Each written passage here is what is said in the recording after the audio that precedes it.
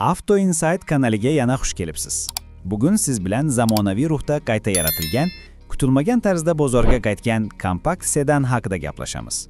Bu 2026 Chevrolet Cobalt. Chevrolet yangi Cobaltni butunlay qayta dizayn qilib, yanada o'tkir va premium ko'rinishga ega qildi. Old qismda ingichka LED faralar, kengaytirilgan radiator panjarasi va silliq bamper chiziqlari avtomobilga sportcha, ammo nafis ko'rinish beradi. Yon tomonda aerodinamikani yaxshilaydigan yumaloq chiziqlar, orqa qismda esa yangilangan LED chiroqlar Cobaltga haqiqiy zamonaviy ko'rinish beradi. Salonga kelsak, Chevrolet bu safar yanada premium tajribaga katta e'tibor qaratgan. Yumshoq materiallar, toza dizayndagi panel va 10 dyumli osiluvchi infotainment ekran avtomobilni 2026-yil standartlariga moslashtiradi. Apple CarPlay, Android Auto, simsiz ulanish, to'liq raqamli panel, bularning barchasi Cobaltni texnologik jihatdan ilg'or qiladi.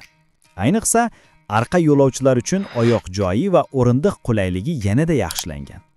Kapot ostida 2026 Cobalt taxminan 150 ot kuchi ishlab chiqaradigan 1.3 litrli turbo motor bilan chiqishi kutilmoqda. Bu dvigatel tejamkorlik va ishlash o'rtasida mukammal muvozanatni ta'minlashga mo'ljallangan. 6 pog'onali mexanik uzatmalar qutisi yoki zamonaviy CVT bilan taqdim etilishi kutilmoqda. Yaxshilangan osma tizimi shahar ichida silliq harakat va trassada barqarorlikni ta'minlaydi. Xavfsizlik yangi Cobaltning eng kuchli tomonlaridan biri. Endi unda 6 ta havo yostig'i, yo'l bo'yi yordam tizimi, ko'r joyni kuzatish, 360 gradus kamera va avtonom favqulodda tormozlash mavjud. Chevrolet kuzov mustahkamligini ham oshirib, to'qnashim himoyasini yaxshilagan.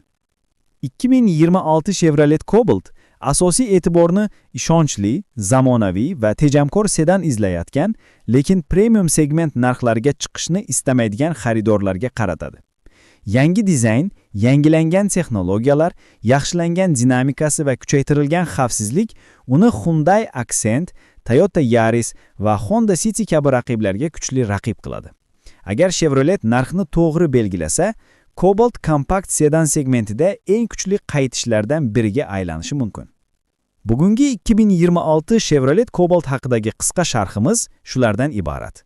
Video yoqqan bo'lsa like bosing, obuna bo'ling va Auto Insight kanalidagi eng so'nggi yangiliklarni o'tkazib yubormaslik uchun qo'ng'iroqcha tugmasini bosishni unutmang.